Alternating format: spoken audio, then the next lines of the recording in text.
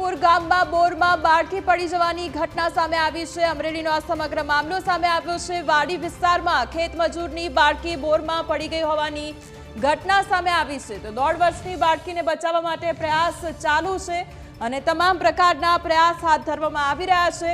તો અમરેલીની ફાયરની team 108ની team ઘટના સ્થળે પહોંચી આવી છે અને બચાવવા માટેના તમામ પ્રયાસ હાથ ધરવામાં આવ્યા છે। 108ની ટીમ દ્વારા બોરમાં ઓક્સિજન સપ્લાય પણ શરૂ કરવામાં આવ્યો છે। તો એનડીઆરએફની ટીમ પણ ઘટના સ્થળે પહોંચી છે અને બચાવની તમામ કામગીરી કરવામાં આવી રહી છે। તો અમરેલીના સુરખપુર ગામમાં બોરમાં બાળકી પડવાનો મામલો સામે આવ્યો છે।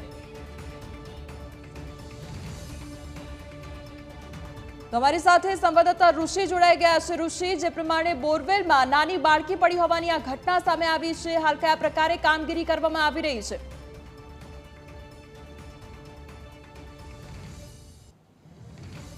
અમરેલીના સુરખપુરા ગામની આ ઘટના છે।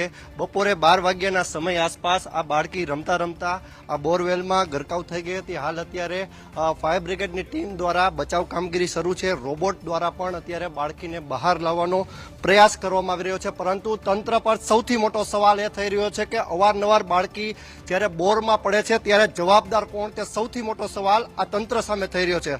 હાલ તો અત્યારે જિલ્લા કલેક્ટર સહિતના તમામ અધિકારીઓ અને તંત્ર એકજૂટ બનીને બાળકીને બચાવવા પ્રયત્ન કરી રહ્યા છે। સમગ્ર ગુજરાત અત્યારે પ્રાર્થના કરી રહ્યું છે કે આરોહી હેમખેમ આ બોરવેલમાંથી બહાર આવે।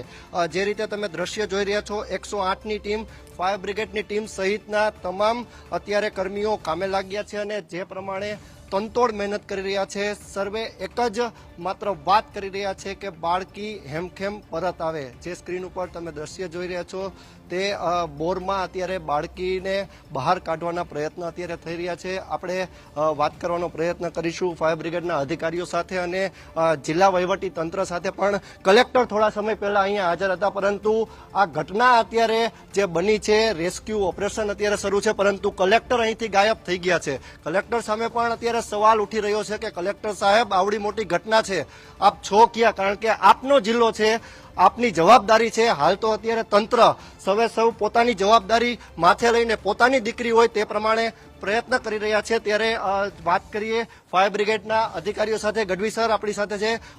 સર, 5 કલાકથી મહેનત શરૂ છે, અત્યારે શું પોઝિશન? 45 ફૂટ જેટલી ઊંડાઈ છે આની અંદર। હવે જે સિચ્યુએશન છે, બાળકીની સિચ્યુએશન મુજબ એના બંને હાથ નીચેની તરફ દબાયેલા છે, માથાનો ભાગ ઉપરની તરફ છે।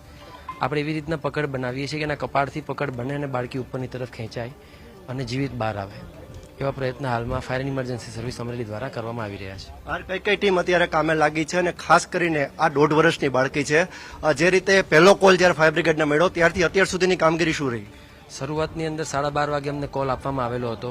ત્યાંથી અમે અહીંયા આવીને જોયા તો સૌથી પહેલાં તો અહીંયા કોઈ લોકલ વ્યક્તિ દ્વારા આજુબાજુમાં ખોદકામ કરી નાખવામાં આવેલું હતું, જે સૌથી મોટો અમારી માટે માઇનસ પોઈન્ટ હતો, કેમ કે વાઇબ્રેશનના કારણે બાળકીની અંદર જવાની શક્યતાઓ વધારે રહેતી હોય છે।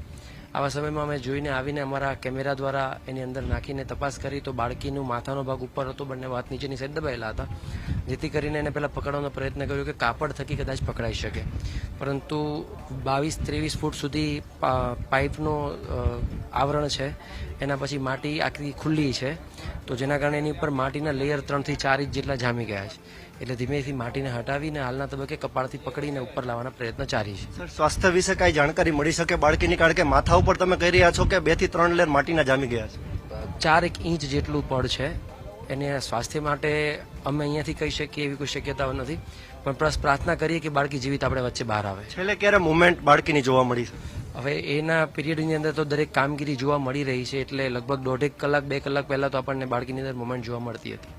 હાલ 1.5 થી 2 કલાકની પહેલા બાળકીની મુવમેન્ટ જોવા મળી રહી હતી, પરંતુ હાલ અત્યારે ફાયર બ્રિગેડ સહિતનો સ્ટાફ અત્યારે જીવના જોખમે, જેને કહી શકાય, બાળકીને બચાવવા પ્રયત્ન કરી રહ્યો છે। જે સ્ક્રીન ઉપર તમને હું સીધું જ લાઈવ બતાડવા જઈ રહ્યો છું, સમગ્ર ગુજરાત અત્યારે પ્રાર્થના કરી રહ્યું છે કે આરોહી જીવિત બહાર આવે। જે પ્રમાણે તંત્ર એકજૂટ બનીને મહેનત કરી રહ્યું છે, 12 વાગ્યાની આ ઘટના અત્યારે 5 કલાક જેવો સમય વીતી ગયો છે અને બાળકીને બચાવવાના અથાગ પ્રયત્ન તંત્ર દ્વારા શરૂ છે. જે અત્યારે તમે જોઈ રહ્યા છો રોબોટ દ્વારા પણ અત્યારે બાળકીને બચાવવાનો પ્રયત્ન કરવામાં આવી રહ્યો છે. બાળકીનું માથું ઉપર છે અને પગ નીચે છે એ પ્રકારની પોઝિશન જોવા મળી છે. બાળકીના માથા ઉપર ધૂળના 2 થી 3 લેયર પણ જામી ગયા છે. બાળકી અત્યારે હાલ પ્રાથમિક તબક્કે કહી શકાય કે થોડી સ્વચ્છ છે, પરંતુ જે રીતે તંત્ર દ્વારા મહેનત કરવામાં આવી રહી છે બાળકીને સ્વચ્છ બહાર કાઢવામાં આવે, તેમના પરિવારને સોંપવામાં આવે. પરિવાર પણ અત્યારે ચિંતાતુર છે. ત્યારે 108ની ટીમ હોય કે પછી ફાયર બ્રિગેડની ટીમ હોય, બંને ટીમ અત્યારે સ્થળ ઉપર ઉપસ્થિત છે. ડોક્ટર્સ પણ અત્યારે સ્ટેન્ડ ટુ છે, જેથી કરીને બાળકીને બહાર લાવવામાં આવે તો તાત્કાલિક તેમને સારવાર આપવામાં આવે. 108ની ટીમ પણ અત્યારે સ્થળ ઉપર ઉપસ્થિત છે. આપણે વાત કરીએ 108ના અધિકારીઓ સાથે, ડોક્ટર્સ સાથે વાત કરીએ. સર, જે રીતે આરોહીને બચાવવા પ્રયત્ન કરી રહ્યા છો, કેટલા ડોક્ટર સ્ટેન્ડ ટુ છે અને શું પોઝિશન અત્યારે? નમસ્કાર. અત્યારે આખું પ્રશાસન છે જે એક આરોહી નામની બાળકીને આપણે બચાવવા માટે સાથે કામે કરી રહ્યા છે. તો અમારી 108ની વાત કરું તો અમે અત્યારે 108માં નિયોનેટલ સ્ટ્રેચર છે કે જે નાના બાળકોને ખાસ કરીને પૂરતા પ્રમાણમાં ઓક્સિજન છે, દવાઓ પૂરી પાડવામાં મદદરૂપ થાય એ પ્રમાણેનું અમે સ્ટ્રેચર સાથે મંગાવી લીધું છે. સાથે 2 બોટલ તો અત્યારે ચાલુ કન્ડિશનમાં છે અને બીજા 3 ઓક્સિજનના બોટલો અમે મંગાવી રહ્યા છીએ, જેથી કરીને બાળકીને ઓક્સિજન સપોર્ટ પૂરો પાડી શકીએ. બાળકી હેમખેમ બહાર આવે એ માટે તમે પણ પ્રયત્ન કરી રહ્યા છો. ખાસ કરીને બાળકી જ્યારે બહાર આવે માથા ઉપર અત્યારે 2 થી 3 લેયર ધૂળની પણ જામી ગઈ છે. આ પ્રકારની ઘટનામાં આપની કામગીરી કઈ રીતે રહે છે? આવી પરિસ્થિતિમાં અમે પ્રશાસનની મદદથી નિયોનેટલના ડોક્ટરને અમે બોલાવીએ છીએ અને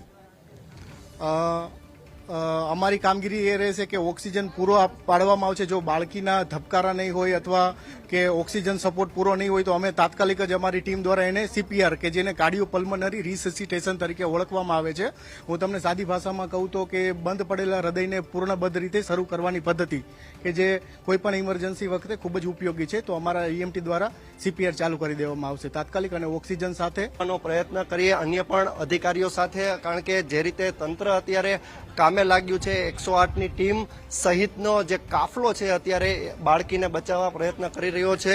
દોરડા વડે પણ બાળકીને બહાર ખેંચવાનો પ્રયત્ન ચાલી રહ્યો છે. જે રીતે તમે સ્ક્રીન ઉપર જોઈ રહ્યા છો, મોટા સંખ્યામાં અત્યારે ગ્રામજનો પણ તંત્રના મદદે પહોંચ્યા છે. તેઓ પણ કહી રહ્યા છે કે કંઈ પણ મદદની જરૂર હોય અમે ચોક્કસથી તમારી સાથે છીએ. જે સ્ક્રીન ઉપર ફાયર બ્રિગેડના જવાનો જે રેસ્ક્યુ કામગીરી કરી રહ્યા છે તેની કામગીરી તમને સીધા જ લાઈવ બતાવી રહ્યા છે. સમગ્ર ગુજરાત અત્યારે કહી રહ્યું છે, આરોહી માટે પ્રાર્થના કરી રહ્યું છે કે આરોહી સ્વચ્છ રીતે બહાર આવે. માથું જે રીતે ઉપર છે અને પગ જે રીતે નીચે છે, અધિકારી અને ડોક્ટર બંને જે રીતે વાત કરી કે માથા ઉપર 3-4 લેયર ધૂળના પણ જામી ગયા છે, પરંતુ હવે આ બાળકીને આ ધૂળની લહેર જે માથાની છે એ પણ દૂર કરવામાં આવે અને બાળકી સ્વચ્છ રીતે બહાર આવે તે માટે મહેનત ચાલુ છે. 1.5 થી 2 કલાક પહેલા બાળકીની મૂવમેન્ટ જોવા મળી, પરંતુ હાલ અત્યારે કેમેરા દ્વારા પણ બાળકી ઉપર દેખરેખ રાખવામાં આવી રહી છે અને બાળકીને બચાવવા માટેની તંત્ર દ્વારા તમામ કામગીરી અત્યારે શરૂ છે.